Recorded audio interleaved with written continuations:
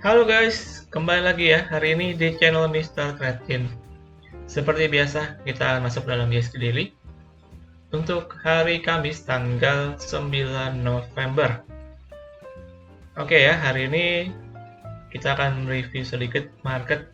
Kita lihat kembali mengalami koreksi ya setelah kemarin kita lihat reject dari resisten dan memang ya rawan taking profit, dan hari ini market terlihat kembali melanjutkan koreksi, tapi tadi sewaktu closingan saya lihat ada sedikit tarikan ke atas sehingga secara penutupan hanya minus 0,58% di level 6.804. Dan untuk jumlah emiten hari ini yang melemah ataupun koreksi mencapai 447 emiten, sedangkan yang hijau hanya 209 emiten. Jadi bisa dibilang hari ini market kita cenderung ke arah lebih merah, teman-teman ya. Secara sektoral kita perhatikan juga di sini mayoritas ditutup hijau secara sektoralnya. Sektor basic material hari ini yang cukup lumayan besar ya secara sektoral untuk pelemahannya, disusul dengan sektor teknologi juga nih, dan juga sektor industri. Sedangkan yang bisa menguat hijau secara sektoralnya dari sektor kesehatan ataupun healthcare. Sedangkan untuk rupiah, hari ini rupiah kita kembali melemah lagi, sekarang di kisaran 15.690-an ya, dan kita harapkan semoga rupiah kita bisa semakin menguat dan berdampak kepada pasar modal kita yang tentunya kembali masuk ya untuk dana asing, sehingga membuat market khususnya ISG kita bisa kembali semeringah lagi, teman-teman ya. Dan kita akan coba lihat langsung secara teknikal untuk ISG kita, yang dimana hari ini tadi sempat saya bilang sewaktu closingan ada tarikan ke atas yang membuat secara candle jadi kurang lebih ada jarum panjang ke bawah ya, yang menunjukkan adanya buyer yang masuk di market kita di sini. Ini wajar ya, ada support, sementara support pendeknya untuk isi kita itu di 6.760-an, kurang lebih di sekitar sini. Ini merupakan area support pendek untuk ISG kita saya rasa. Jadi sementara akan bermain dalam area tersebut. Namun untuk ISG kita mungkin yang perlu saya note adalah kita masih melihat untuk resisten terakhir di area 6.880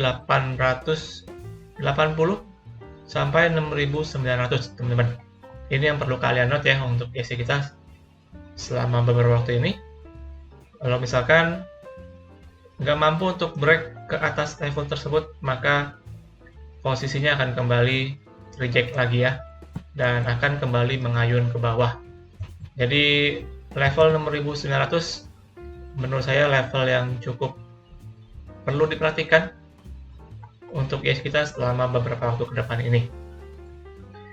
Namun so far saya rasa masih akan bermain sedikit sideways ya untuk ISG kita, jadi bisa menguat dan menguji ke resisten, namun bisa juga kembali untuk lanjut koreksi. Karena so far untuk ISG kita masih banyak gap nih yang belum terbentuk, yang belum tertutup maksudnya. Di 6.750 belum, kemudian yang jauh nih di 6.640 juga belum ditutup nih. Jadi masih ada potensi ISG kita sampai menguji ke area tersebut. Oke, jadi itu aja untuk outlook market. Namun yang perlu dinote penting itu level di 6.900 so far. Oke, next lanjut. Hari ini kita akan bahas untuk emiten, kita akan update ya beberapa emiten. Dan langsung aja di sini emitennya kita akan bahas sedikit untuk berita dari Meta. Ini Meta, saham dari grup Salim ya untuk grup konstruksinya. terlihat akan melakukan yang namanya voluntary delisting, teman-teman. Itu jadi kayak mau akan delisting dan menjadi private ya, jadi dia nggak akan menjadi perusahaan terbuka lagi. Jadi ibaratnya dia voluntary delisting yang bersifat sukarela. Dan ini Meta akan sementara waktu ya, itu akan dilakukannya setelah nanti mendapatkan persetujuan dari rapat umum pemegang saham luar biasanya yang akan dilaksanakan di bulan depan di tanggal 19 Desember. Jadi oleh karena itu kita lihat hari ini ya, tadi sewaktu sesi pertama untuk saham Meta disuspend oleh Bursa Efek dengan adanya berita tersebut. Jadi ini untuk kalian yang pegang untuk saham Meta, saya rasa nggak perlu khawatir ya, karena kalau misalkan yang namanya untuk delisting sukarela ataupun menjadi go private, biasanya emiten nanti akan melakukan buyback terhadap saham yang ada di publik. Jadi harusnya masih tergolong aman nih. Tapi yang jelas dari beritanya yang dimana ini untuk emiten Meta akan menjadi private untuk emitennya ya, jadi nggak akan ada di dalam bursa kita lagi ke depannya. Nah itu sekilas dari Meta ya, dan kita akan coba lihat padahal untuk Meta nih secara teknikal sebenarnya cukup bagus. Namun sayang memang untuk Meta ini sekarang posisinya udah disuspend oleh Bursa Efek sehingga nggak bisa diperdagangkan lagi ya di pasar reguler. Sementara masih bisa, cuman ditransaksikannya hanya di pasar nego aja, teman-teman. Jadi itu aja untuk update dari Meta ya, beritanya. Dan kita akan lanjut untuk pantauan dan juga update saham dan berhubungan dengan emiten Meta ini yang bergerak di sektor konstruksi. Nah, kita akan hari ini akan update untuk beberapa emiten yang bergerak di sektor tersebut. Nah, kita mulai dengan BUMN Karya ya. Di sini yang pertama dengan emiten Adikarya. Untuk Adikarya, teman-teman, kita lihat di sini Adikarya saya lihat jebol support. So far terakhir ada support di sini di kisaran 420-an nih. Di sini untuk Adi akhirnya dijebol, teman-teman, supportnya di sini. Dan di sini posisinya kalau saya lihat dia proses pullback ataupun testing ya ke area tersebut. Jadi untuk emiten ini harus waspada nih teman-teman, karena saya melihat ada potensi setelah dia nanti pullback ataupun testing akan kembali lanjut koreksi lagi ya. Jadi untuk kalian yang pegang harap waspada nih untuk Adikarya karena posisinya jebol support dan udah proses testing di sini. Jadi ada kecenderungan ataupun potensi bisa kembali melanjutkan koreksinya ya. Dan untuk koreksinya mungkin bisa sampai ke 380 yang pertama, nextnya ke 330-an. Jadi cukup jauh dan perlu diperhatikan untuk kalian yang ada pegang ya dari saham Adikarya ini. Tapi kalau misalkan ternyata Adikarya dia berhasil mampu untuk balik teman-teman ke atas 420-an ya, ini baru bisa posisinya bisa kembali ongoing bullish lagi ataupun bisa kembali menguat lagi ya. Jadi perlu dipantau untuk Adikarya ini so far, tapi posisinya sekarang lebih ke arah untuk kembali melanjutkan pelemahan ya teman-teman. Oke, next yang kedua dengan PTPP. Ini juga merupakan sebuah emiten konstruksi pemerintah. Di sini untuk PTPP mungkin kita akan lihat secara panjang dulu ya. Di sini PTPP terakhir setelah dulu ada support nih di sini. Kalian perhatikan ya, sempat berhasil beberapa kali bertahan di kurang lebih 770 sampai 800-an ya. Ini merupakan area support tadinya untuk PTPP. Namun setelah dijebol di sini Akhirnya PTPP mengalami koreksi sampai ke harga 500. Dan kemudian posisi pullback kemarin itu sewaktu PTPP sempat menguat ya sampai ke 800 di sini. Ini saya rasa sebagai bentuk pullback untuk emiten satu ini. Dan terlihat ya setelah dia pullback langsung ngedrop cukup signifikan nih di sini. Jadi untuk PTPP setelah posisi pullback di sini dan akhirnya kembali ngedrop, maka nextnya akan kembali menguji ke support terakhir teman-teman, which is di harga 500-an di sini. Ini merupakan area support untuk emiten PTPP ini ya. Jadi untuk kalian mungkin yang mau coba spekulasi, silahkan tunggu di area supportnya, which is di dekat-dekat 500 teman-teman. Ini saya rasa ada momentum untuk pantulan ya, yang nanti kalau misalkan ketika memang momentumnya ada ya untuk rebound, saya rasa masih bisa nih untuk spekulasi pendek. Tapi untuk kalian yang mau pegang panjang, saya rasa diperhatikan aja ya, kalau misalkan mampu untuk berhasil di atas 500, saya rasa ini ada peluang bisa kembali untuk menguat lagi. Jadi so far untuk PTPP ini dalam proses sideways dulu ya sementara waktu yang akan cukup panjang saya rasa. Jadi untuk kalian yang pegang sih harus bersabar ya, mungkin sementara waktu akan bermain dalam area untuk bermain konsolidasi dulu. Kurang lebih di 500 sampai dengan 800-an. Kemudian yang ketiga untuk Wika, ini Wijaya Karya, juga merupakan emiten konstruksi pemerintah atau BUMN teman-teman. Di sini posisinya untuk Wika saya lihat masih dalam posisi sideways ya, ataupun bermain dalam konsolidasi. Dan di sini kita lihat so far Wika bermain dalam area konsolidasi dalam pattern ya, yang dinamakan descending triangle. Nah, di sini posisinya untuk Wika sebenarnya lebih ke arah bearish ya di sini kalau saya lihat. Kalau misalkan Wika nanti jebol dari support di 360-an, ini posisinya malah akan confirm untuk pattern tersebut dan berpotensi kembali lanjut turun lagi nih. Namun saya rasa masih butuh waktu ya, sementara Wika mungkin di sini akan kembali sekali lagi menguji ke area trendline atasnya nih. Jadi mungkin untuk kalian yang masih mau coba spekulasi Wika bisa buy on weakness di support. Di sini supportnya kurang lebih di 360-an sampai dengan 380 ya.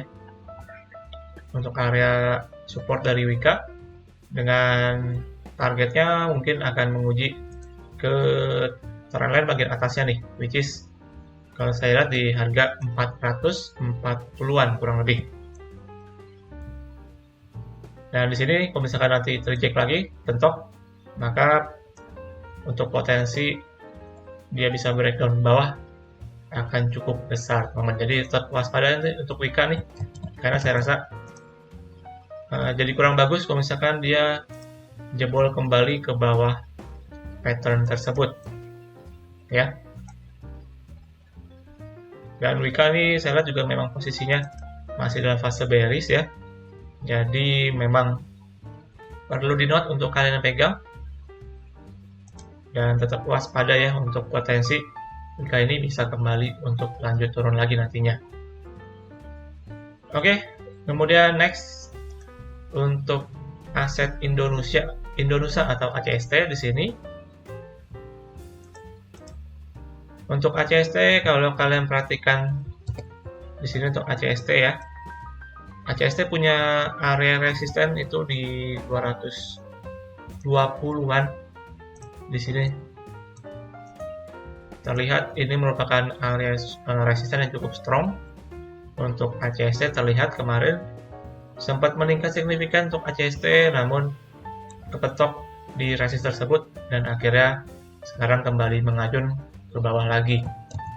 Nah, untuk ACST di sini so far ada support di 160.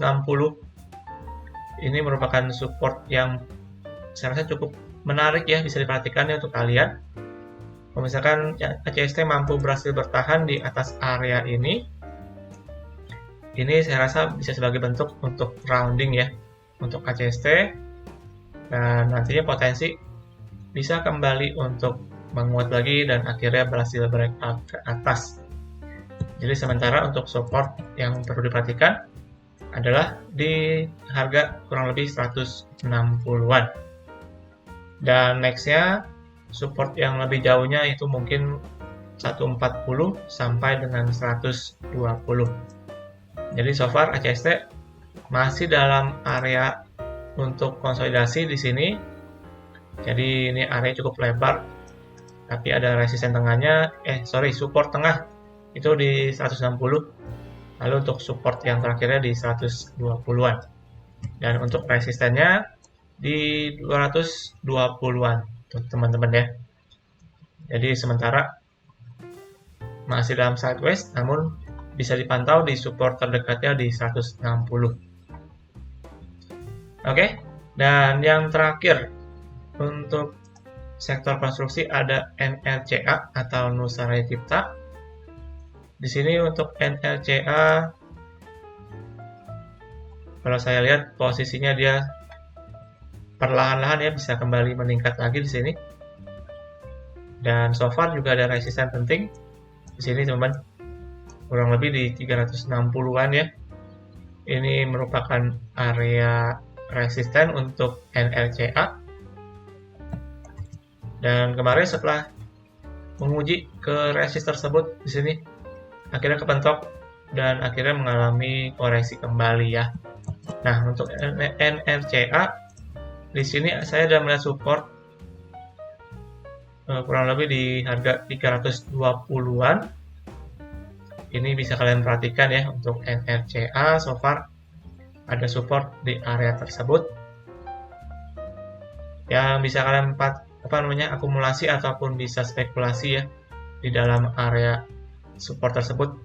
Karena di sini kalau misalkan kita tarik garis untuk trendline ya, so far harga di 320 ini merupakan area confluence of supportnya ya. Jadi which is bertepatan juga dengan trendline-nya dan juga sebagai support kuatnya ya untuk NLCA selama beberapa hari terakhir.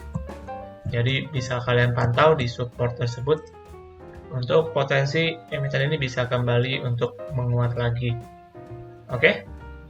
Namun yang perlu di note untuk NLCA mungkin lebih ke resisten ya. Di 370 di sini kalau misalkan mampu untuk break ke atas level tersebut, maka ini merupakan sebuah tanda yang bagus bahwa emiten ini memang berkomitmen bisa kembali untuk menguat lagi.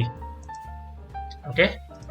Jadi itu aja ya hari ini untuk update emiten dari sektor konstruksi yang kita bahas hari ini, teman-teman.